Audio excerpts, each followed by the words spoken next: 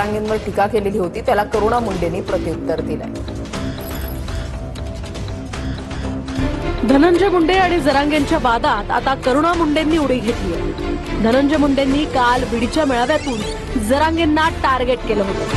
त्यावर करुणा मुंडेंनी पलटवार केलाय. मला तर कधीपासून पारितोष म्हणतो.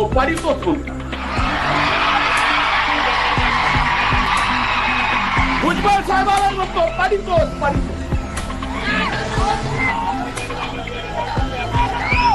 अरे 1,42,000 मतांनी आलो पारितोष.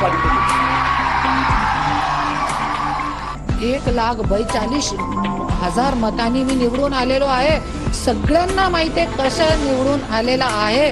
पूर्ण चोरी करून धनंजय मुंडे मत चोर आहे, मतदाता चोर आहे.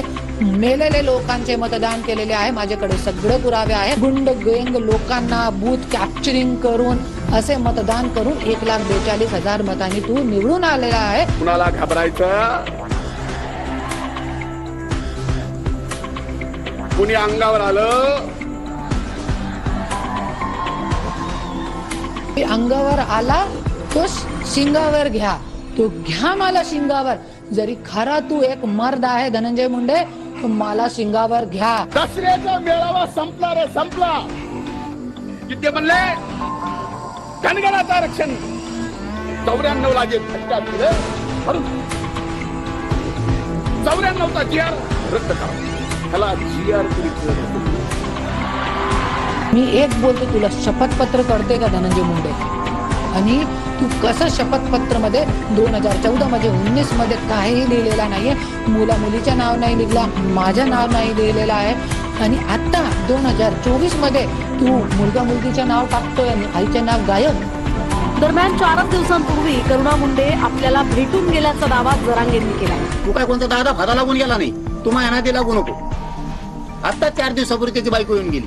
त्यांनी सांगितलं लागण ते हे माझ्याजवळ. जाहीर सांगतोय मीडिया समोर आहे. सरळ सांगितलं बाईच्या आडून गेलं पण आपण गोळ्या मारीत नसतो. आपल्या खेटायची हिंमत आहे, समोरासमोर खेटल.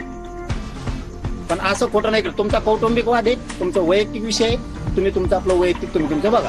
मी पण गेली होती की जरांगे भाऊ, धनंजय मुंडे आज जे माझ्यासोबत करत आहे त्याच्यामध्ये तुम्ही मला न्याय द्या. आणि माझ्याकडे पूर्ण पुरावे आहेत. त्यांनी मला एकच समजावून सांगितलं की ताई तुमचं जीवन अनमोल आहे आणि त्याचं तुम्ही सुरक्षण करा अगोदर. बीड मधल्या मेळाव्यात मुंडेंनी जरा